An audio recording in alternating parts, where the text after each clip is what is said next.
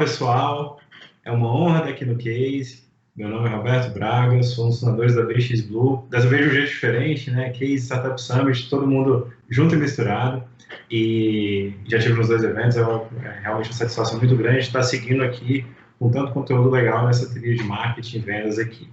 E a gente vem para essa palestra com um tema polêmico, né? E essa pergunta aí vai mexer com muita gente, né? Será que SEO morreu mesmo?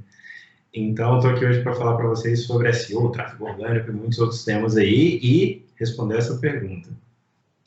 Antes de mais nada, pessoal, como disse, meu nome é Roberto Braga, sou um dos fundadores da BX Blue. Nós somos uma startup que tem sede em Brasília, mas gente espalhada pelo Brasil inteiro aí trabalhando remotamente. E a BX Blue foi fundada por mim e esses outros dois sócios que estão aí na foto, esse pessoal sorridente, o Gustavo e o Fabrício.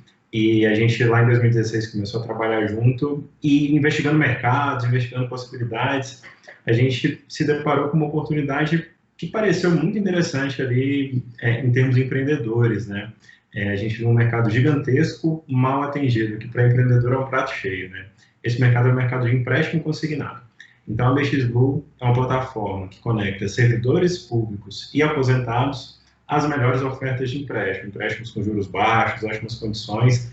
Então, a gente faz essa ponte entre esse pessoal que está buscando empréstimo em boas condições, com bancos, financeiras e oportunidades ali para conceder esse empréstimo para esse público tão importante da nossa população. Então, pessoal, a BX Blue faz esse papel de buscar ofertas, né? Então, a gente tem os melhores bancos do mercado na nossa plataforma. O usuário pode ali, então, comparar essas ofertas de empréstimo de diferentes bancos, escolher a oferta de empréstimo consignado que mais se adequa, né? Seja de juros mais baixos, seja que tenha ali as condições mais interessantes, e fazer a contratação online pela nossa plataforma, tudo isso de um jeito bem rápido, fácil, seguro. Esse é o serviço que a gente oferece. E SEO sempre foi muito importante para a gente, né? Só que a gente ouvia falar por aí, será que SEO morreu, né? Muita gente falando, o Google agora só quer saber de vender propaganda, só quer saber de colocar propaganda em mais e mais lugares aí, aquela história de otimizar um resultado para que ele apareça organicamente na busca do Google tem ficado cada vez mais difícil. Será que vale a pena ainda investir aí no ano de 2020, investir em SEO, ou será que SEO morreu? Para a gente começar o nosso papo sobre esse tema, eu trouxe alguns dados para a gente ver juntos aqui. 53% de todo o site, todo o tráfego gerado para sites vem hoje através de buscas orgânicas, né? Buscas feitas através das ferramentas de busca aí, de mercado. Esse dado vem de um estudo de 2019 do Bright Ad, e nesse mesmo estudo a gente tem outro dado interessante. Buscas orgânicas, né? Organic Search, estão aí 10 vezes maiores do que mídias sociais orgânicas, por exemplo, né? Mídias sociais não pagas, né? Então, realmente, os números são astronômicos quando a gente está falando de busca. E não tem como falar de busca sem falar do gigante que domina esse mercado, que é o Google, né? O Google e seus produtos, né? Google Imagens, YouTube, Google Maps, tem mais de 90% de market share nesse mercado de busca e funciona como esse grande enviador de conteúdo para a gente aí, né? Realmente é impressionante como o Google conseguiu capilaridade, conseguiu diversificar produtos aí e entregar informação para a gente através dos seus canais, dos seus produtos, né? Mas a gente olha assim para estudos, ok, né? Bastante tráfego mesmo, bastante gente buscando coisa nos buscadores, em especial no Google, né? Mas será que para a gente, empreendedor, startup, você que está aí começando a sua startup em 2020, SEO ainda é um caminho viável, né? SEO ainda é um caminho que vale a pena ser seguido? Então eu fui buscar dados mais reais, e esses dados reais são exatamente da BX Blue, da empresa que eu sou um dos fundadores. E a gente fez uma aposta muito cedo em SEO, né? Lá no nosso começo, em 2017, a gente começou a trabalhar bastante produção de conteúdo, trabalhar bastante no nosso produto para que ele fosse mais otimizado para critérios de SEO. E a grata surpresa que a gente teve aí, né, 2020, é que a gente chegou num patamar muito legal de tráfego orgânico, né? Então, para a BX Blue, posso falar para vocês que sim, realmente funcionou. Então, voltando na nossa pergunta lá, será que o SEO morreu? Não, não morreu, continua vivo, firme e forte, mas só que ele mudou muito. E a gente vai passar um pouco agora sobre esses aspectos diferentes, né? Sobre o que está diferente em SEO hoje em dia.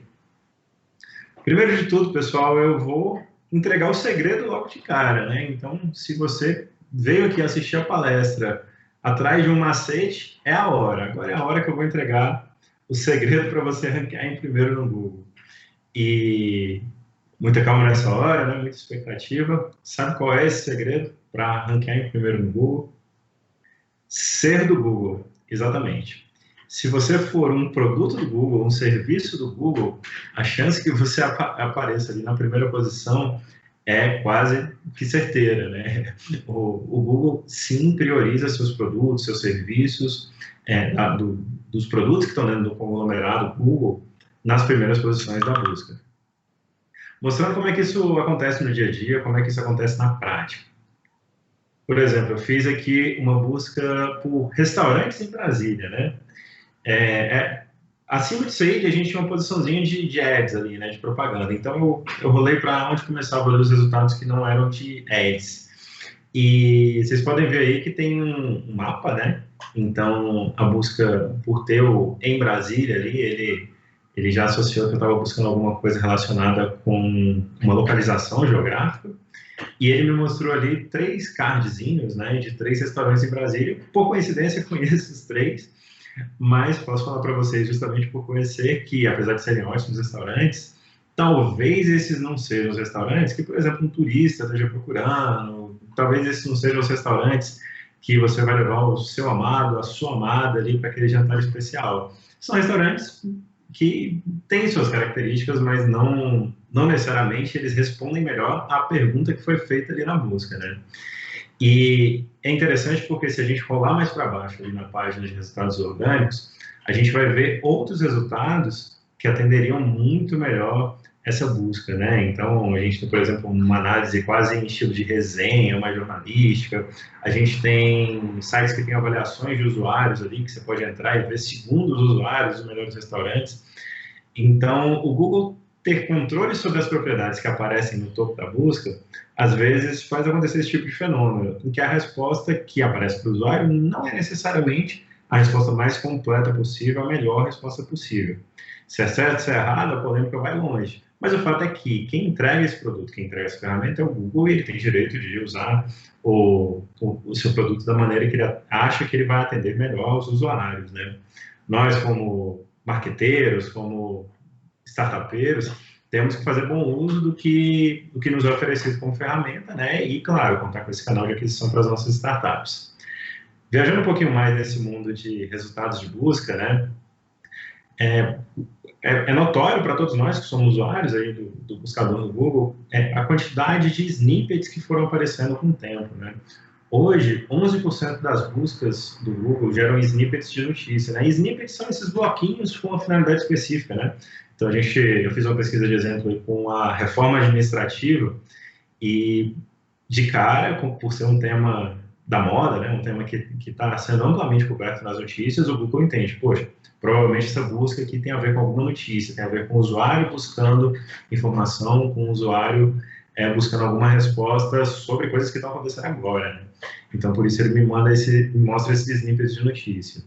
Se o seu conteúdo ali, como startup, tem a ver com informação imediata, com informação de curto prazo, faz todo sentido você se posicionar nesse tipo de snippet também, né? Você fazer o cadastro lá no Publisher Center do Google e se posicionar ali como um veículo gerador de informação no formato notícias. Então, para cada tipo de negócio, há um tipo de snippet, há um tipo de resultado novo do Google nesses formatos ricos que pode ser adequado para o seu negócio. Então, faz muito sentido explorar também esses novos espaços. Ao invés de encarar como concorrência para o que já existia ali nos tradicionais 10 resultados azuis, a gente, como SEO, deve pensar assim que existem novas oportunidades dentro de cada tipo de snippet. Outra oportunidade que está surgindo agora é que o Google Shopping, que são esses anúncios que ficam ali no topo da busca anunciando produtos, vão começar também a incorporar resultados orgânicos, resultados que não são pagos.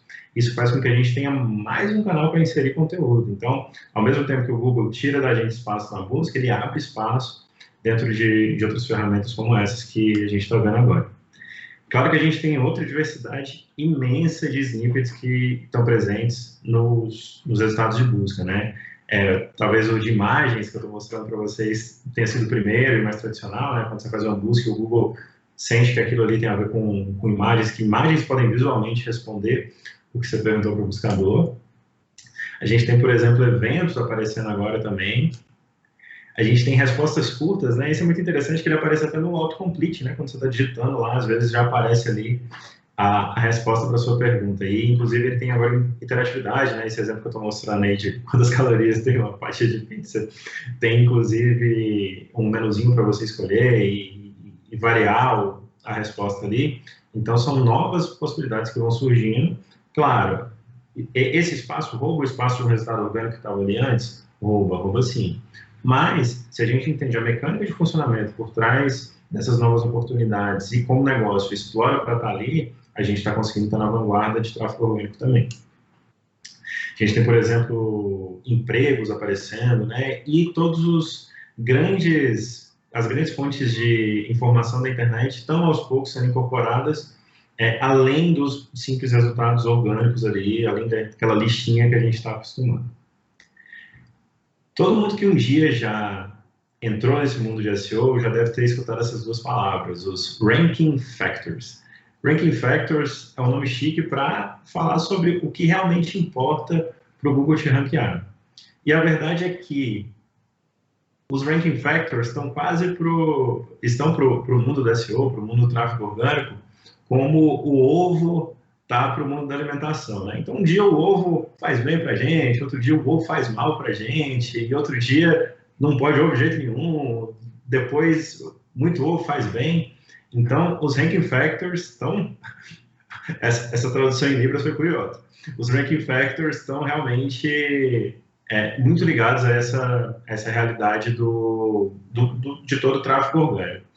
Essa lista aí mostra a quantidade de Ranking Factors que são sondados por aí, que a gente acredita que exista, mas é impossível chegar lá e decretar, né? Às vezes alguém do Google solta alguma declaração que tal coisa é considerada como um fator para você estar ali entre os primeiros resultados, entre os primeiros classificados no resultado da busca orgânica. Esse aí, por exemplo, que está na tela foi um estudo que o Spark Toro saiu perguntando para vários especialistas de SEO o quanto eles achavam que alguma coisa influía ou não influía para se classificar bem no Google, mas o fato é que é tudo engenharia reversa, né? A gente observa de fora como o Google se comporta para determinados tipos de busca e para determinados padrões e tenta entender se algo está fazendo com que os resultados apareçam mais em cima ou não está fazendo diferença, né? Então, os exemplos são infinitos dessa lista, né? A gente tem, por exemplo, tamanho de um conteúdo, a gente tem a URL, né, um endereço, conter ou não a palavra-chave, tem todas as variáveis da palavra-chave, quantidade de palavra-chave, quantidade de páginas que linkam para o seu conteúdo, quantidade de links que você faz no seu conteúdo para outras páginas, menções que o seu site recebeu em outros lugares, o texto que está linkando, se ele contém ou não contém palavra-chave.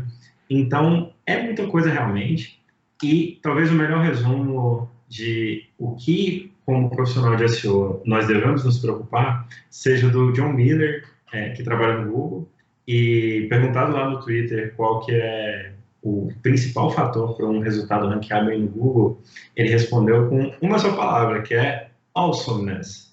E traduzindo para português, seria algo como ser incrível. Então, para uma página ranquear bem no Google, para ela ranquear no primeiro lugar no Google, ela precisa de nada mais do que ser incrível. E por ser incrível, eu entendo que ela tem que ser muito boa para o usuário e tem que muito bem cumprir a função que aquela busca que gerou a exibição daquela página demandou de início. Então, vamos falar um pouquinho como ser incrível, né? Como eu posso preparar meu produto, minha startup, minha página para ser incrível ali para o Google e para que o Google me priorize aí nessa guerra toda que a gente tem, né? Então, primeiro de tudo é exclusividade. Não faz sentido, com a quantidade de informação que a gente tem na internet, você tomar o seu tempo, tomar o tempo da sua equipe, de um redator contratado, para escrever um conteúdo que não seja um conteúdo único e que suba a média do que se encontra naquela busca para aquele tipo de conteúdo, né? Então, se você vai resolver escrever, sei lá, como fazer o melhor café, vale muito a pena entender quais resultados já estão lá na primeira página sobre como fazer o melhor café e pensar por que você pode fazer um texto melhor ainda do que aquele texto ali. Se você acha que seu texto vai ficar na média, vai ficar apenas ok, não perca o seu tempo investindo nisso. Olhe para outros assuntos que você pode ser único, você pode ser exclusivo e que seu conteúdo possa gerar realmente impacto para quem estiver lendo ali aquele texto, aquela peça de informação, aquele entrega que você vai fazer através da busca orgânica do Google. Segundo ponto super importante para que seu conteúdo seja incrível é estrutura. Produzir um conteúdo que tem uma leitura fluida, que o usuário navegue facilmente por ele e que, se ele for curto, você entrega a informação rapidinho, resumidamente, conciso. Se ele for longo, que ele tenha recursos para reter a leitura e fazer daquela leitura uma leitura prazerosa. Então, se você consegue dar uma boa estrutura para o seu texto, quem está lendo, quem está interagindo com a sua página, vai ter uma cadência, vai internalizar mais conteúdo, vai passar mais tempo no site. E para o Google, que levou aquele visitante para o seu site, vai estar muito claro que seu site entrega boa informação. Ou seja, vale a pena para o Google te manter ali nas melhores posições, porque ele vai estar resolvendo o problema dos usuários dele e vai ficar todo mundo feliz. Google, você e o usuário. Então, a estrutura é super importante. E além da estrutura de conteúdo mesmo, a estrutura que se reflete algoritmicamente, né, com software para o usuário, é super importante também, né?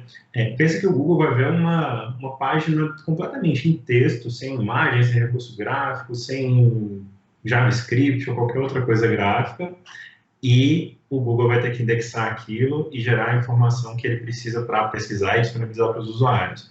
Então, a estrutura faz bem também para o algoritmo do Google passar pelo seu site, passar pela sua página e classificar aquela página como relevante para aquele assunto que a gente está falando. Terceiro ponto para ser incrível em termos de SEO é que seu conteúdo tem autoridade, né? Então, citar estudos, dados, aspas de pessoas relevantes vão aos poucos se tornando uma autoridade para falar sobre aquilo, né? Exemplo da BX Blue. A gente é hoje, com certeza, autoridade no Brasil para falar sobre empréstimo consignado, porque a gente fala sobre isso desde 2016, a gente fala com riqueza de dados, a gente tem conexões que nos permitem falar do assunto com propriedade, e bem provavelmente você está lendo a informação ali, essa informação foi checada, tem um lastro por trás. Então, o Google e seu algoritmo conseguem reconhecer isso nos sites e premiam isso com melhores posicionamentos de busca. Então, autoridade é super importante também. Duas dicas extras que a gente aprendeu na prática na BX, e eu queria compartilhar com vocês também, tem a ver com como você se prepara para entregar esse conteúdo. O primeiro ponto é regularidade. É muito importante você postar sempre e postar com frequência adequada, né? Claro que tem que postar sempre e postar coisa boa, né? Não adianta ficar postando sempre qualquer coisa. Mas se você consegue manter um ritmo de conteúdo que é um ritmo regular, uma cadência bacana de conteúdo, seu site começa a ser percebido como, além de uma fonte confiável, uma fonte que tem informação fresca, né? Uma fonte que tem informação frequente sobre o tema. Então, isso é muito importante. E, por fim, paciência. Vai demorar um tempão. Se você está começando um negócio novo, comece a investir em SEO logo no início, porque provavelmente você vai se arrepender de não ter começado antes. Às vezes, vale a pena começar a investir em SEO mesmo antes do próprio negócio, porque SEO demanda tempo. E SEO demanda tempo justamente porque o Google demora um tempinho até te reconhecer como autoridade, né? Como que essa reputação é construída, né? Olhando para esse gráfico aí, aquela curva azul, aquela reta azul ali de tráfego potencial, ela mostra que, posto a quantidade de buscas que há para determinada palavra-chave, né, que há para determinado tema, e posto quanto percentualmente as pessoas clicam, quanto de tráfego é de se esperar de um resultado que está posicionado ali na busca do Google. Mas repara só que a curva roxinha ali de baixo, né, do tráfego real, ela é uma curva que no início ela cresce bem mais lento do que a curva azul. Por que isso acontece? É como se no início da história de SEO de um site, o Google colocasse aquele site à prova, para que o Google construísse a reputação, visse se aquele site ali realmente é um site que entrega informação sobre esse assunto. Depois que essa barreira é vencida, depois que o Google viu que você está seguindo os passos para ser incrível, que a gente acabou de falar agora, o Google começa a te premiar com melhores posições e mais tráfego, né? Então, reparem que depois da linha tracejadinha ali, né, na parte da direita do gráfico, a curva roxinha se aproxima da azul. Por quê? Nessa fase você já tem mais credibilidade perante ao Google e o Google confia mais em mandar visitantes para você porque eles vão encontrar informação boa lá no seu site. Então, esse é o motivo que a gente precisa ter paciência, né, para vencer essa resistência. Nesse período inicial do gráfico, o que vai estar acontecendo é que o Google vai estar vendo você escrever seus primeiros conteúdos, as pessoas fazendo os primeiros links para o seu site, suas palavras-chave conquistarem ali os primeiros ranqueamentos. Então, esses são os sinais que você vai vendo, né? Enquanto não está chegando visitante, o que você tem que ver? Você tem que ver se suas palavras estão ranqueando, você tem que ver se estão aparecendo links para o seu site, e, com o tempo, o seu tráfego orgânico vai começando a aparecer. Ok, a gente falou sobre como construir conteúdo incrível, mas deve ter muita gente que está esperando aqui aquelas dicas de SEO para colocar debaixo do braço, voltar para a startup, chamar os times e fazer a coisa acontecer. Então, agora a gente vai falar exatamente disso. Para onde olhar, né? Para onde olhar quando a gente estiver começando em um trabalho efetivo de SEO numa startup. Esse trabalho de otimização se divide em 3 times, em 3 frentes de ação, né? A primeira é homepage. São coisas que você faz efetivamente na página. Aí a gente está falando da qualidade do conteúdo, títulos de descrições, URLs amigáveis, links internos, informações que vão alimentar os snippets, né? Por exemplo, snippet de FAQ, snippet de mapa, alguma coisa assim. E quem cuida disso é o time editorial, porque isso está muito próximo do conteúdo que é gerado para um site. Quando a gente está falando de off-page, coisas que acontecem fora que não acontecem necessariamente na página, a gente está falando de reconhecimento de marca, redes sociais, imprensa, parcerias, criação de reputação de página, domínio, link building e todo esse aspecto que não depende efetivamente da produção de conteúdo, né? Ou seja, são coisas que geralmente são tocadas ali pelo time de social media, de PR, de comunicação. E esses fatores ajudam muito no SEO, né? Você tem uma marca forte, uma marca que as pessoas reconheçam, tem um efeito intangível no SEO que faz muita diferença para as marcas, para as startups. E por fim, pessoal, quando a gente fala de otimizações off-site, a gente está falando da experiência do usuário, né? UX, UI, velocidade de carregamento, se o site é seguro, né? Tem HTTPS, se as tags estão corretamente instaladas e todos os outros aspectos voltados à engenharia do site. E isso é a responsabilidade do time técnico de SEO, né? Do time técnico da startup. Então, a combinação disso tudo é o que vai fazer um site de sucesso para SEO, né? Claro, se seu conteúdo for incrível, se você estiver entregando informação de qualidade para os usuários. Sobre esse último ponto que a gente falou, sobre essas otimizações focadas especificamente para o técnico, tem uma frase super legal de um especialista de SEO que eu adoro ouvir, que realmente tem ensinamentos muito legais, que é o Alexandre Tarifa, do Cuida Aí, que ele fala que o que as pessoas chamam de SEO técnico é obrigação, e deveria se chamar apenas fazer bom software, né? Então, seu site ser rápido, seu site carregar direitinho, você ter acessibilidade nas imagens, né, para que alguém que precise tenha ali uma versão lida daquela imagem, e você ter uma boa experiência de navegação, isso não vale só para SEO, isso vale para qualquer software que você faça. Então, isso devia ser obrigação, mas a boa notícia é que as ferramentas mais atuais incorporam boa parte dessas práticas já de fábrica, né? Então, você vai lá no WordPress da vida lá, hoje você já sai com o kit básico de SEO, do ponto de vista técnico, pronto, Webflow e todas essas outras ferramentas que as startups usam, em geral, já estão bem conectadas em aspectos técnicos de SEO. Outro ponto super importante é que buscas diferentes têm objetivos diferentes. Então, não adianta você ficar brigando com o Google se ele quer encaminhar o usuário para um tipo de resultado e você está se posicionando com outro tipo de resultado. Explicando como é que isso funciona na prática, né? As buscas têm 4 categorias básicas que elas se encaixam. Uma busca pode ser informacional, né? Então, essas são geralmente aquelas perguntas que a gente faz que tem o que, qual, onde, né? O que é tal coisa, onde fica tal coisa. Essas buscas de caráter informacional são a primeira categoria. A gente tem buscas que são buscas navegacionais. Esse tipo de busca é como se a pessoa estivesse buscando um atalho, né? Um bookmark ali no navegador dela para ela acessar algum produto, marca, né? Então, essas buscas geralmente têm o nome de uma marca, de algum produto, e levam diretamente para esse resultado.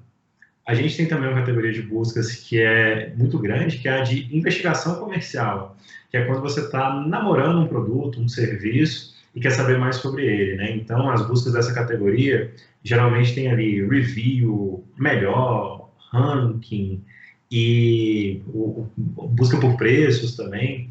Então, essas buscas são outra categoria. E, por fim, a gente tem as buscas transacionais, que elas são também comerciais, mas elas estão lá no final da jornada do usuário, né? Já são bem voltadas à compra, né? Por exemplo, a pessoa procurando um cupom, ela está lá no carrinho de compras, provavelmente, no último passo ali de uma venda, de concretizar uma compra, né? E ela precisa daquele empurrãozinho final, né? Então, o que acontece? Se eu tenho lá, usando meu exemplo de café lá, se eu coloco lá café em cápsulas, né? Um dos exemplos que a gente usou na palestra lá, e o Google me mostra lá várias lojas vendendo café, loja, e eu tô lá com o meu texto lá, como coar café no coador de pano lá, meu texto super elaborado. Por mais que meu texto siga os critérios de qualidade esperado, o Google já tomou a decisão dele para que tipo de resultado ele vai encaminhar aquele usuário para fazer aquela busca. Então não adianta eu ir para um conteúdo editorial se na verdade o que o Google quer entregar para o usuário é um conteúdo transacional, um conteúdo de venda, né? E o exemplo contrário também acontece. Então, se você quer ranquear para determinada palavra-chave, um ótimo exercício coloca essa palavra-chave no Google, abre cada um daqueles resultados e tenta encaixar nessas caixinhas para você ver para onde está se encaminhando o algoritmo em termos daquela palavra-chave que você está falando. Bem provavelmente você vai achar que há um grupo desse que se destaca e o seu novo conteúdo, a sua nova página deve conversar com ele. Para a gente terminar, eu tenho duas histórias para a gente contar que tem como objetivo dar exemplos para todo mundo se inspirar para fazer bonito nas próprias startups, né? O primeiro exemplo é do Zapier, é uma startup que todo mundo que é de startup também gosta muito, porque ela ajuda a conectar coisas diferentes, né? Então, com o Zapier, você pode, por exemplo, pegar um deal que entra no seu CRM e se o deal for acima de tantos reais, você escreve o nome do cliente numa planilha, manda um e-mail para o seu vendedor e manda uma mensagem no Slack notificando o time que chegou um cliente grande, por exemplo. E o Zapier é muito interessante porque ele dá essas possibilidades de, sem código, conectar várias ferramentas diferentes. O que os caras fizeram, né? Como eles têm uma infinidade de conexões, uma infinidade de parceiros, né? Então, ferramentas de produtividade, ferramentas de código, várias categorias de ferramentas, eles geraram páginas automáticas para você conectar uma com a outra, né? Então, suponha que você quer conectar seu Instagram com um Google Sheets. Toda vez que eu receber um seguidor novo no Instagram, eu quero anotar o nome desse servidor, desse seguidor, né, numa planilha do Google Sheets lá para o meu controle. Então, você pode fazer isso no Zapier tranquilo, e se você buscar hoje no Google lá como conectar Instagram com Google Planilhas, Google Sheets, bem provavelmente o primeiro resultado vai ser do Zapier, com a página integrando essas duas ferramentas, né, falando como ele integra essas duas ferramentas, com exemplos dos usuários de coisas que eles fizeram integrando essas duas ferramentas, um pouquinho de explicação técnica, ajuda de cada uma delas, e no final um botãozinho para você já tomar ação e já começar a integrar. Então, o mágico do SEO do Zapier é que, sem escrever textos, os caras conseguiram expandir o produto deles para uma infinidade de resultados de busca, né? E esses resultados, mais do que serem apenas resultados aleatórios, entregam real valor para o cliente deles.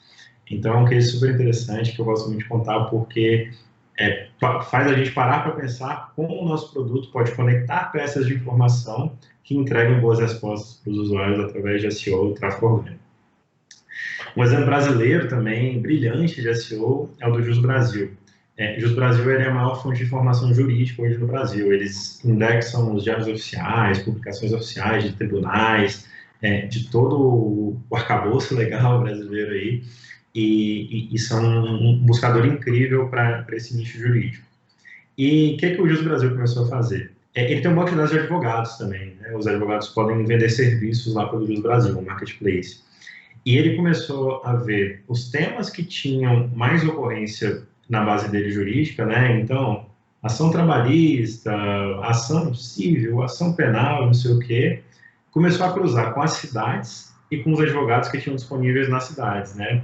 Então, por exemplo, se eu buscar um advogado trabalhista em Porto Nacional, Tocantins, minha cidade lá que eu nasci, provavelmente o Brasil vai ter uma lista lá de advogados lá da cidade que possam me atender. Se eu buscar, em vez de advogado trabalhista, buscar advogado CLT lá no Tocantins, o Jus Brasil vai entender essa pequena variação porque ele tem no banco de dados dele dados suficientes para ele saber que CLT e trabalhista estão próximos ali, mesmo que o advogado não explicitamente tenha escrito isso no cadastro dele, ele consegue conectar essas pontas e gerar uma página que entrega valor real para o usuário.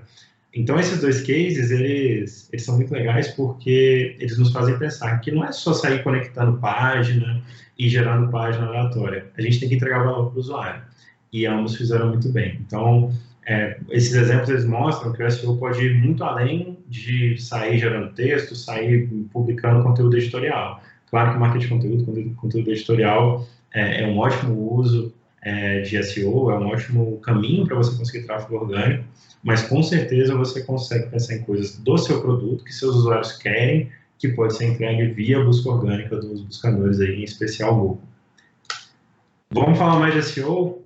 Então, me adiciona no Twitter, me manda um e-mail, vamos bater mais papo, quero saber o que vocês estão fazendo nas startups de vocês e vai ser uma satisfação poder ajudar aí e poder falar mais sobre SEO com quem tiver interesse pelo tema. Muito obrigado a todo mundo pelo tempo dedicado aí, espero que o conteúdo tenha sido útil, espero que a jornada aí no Startup Summit e Case tenha sido legal para todo mundo. Grande abraço, pessoal, até a próxima.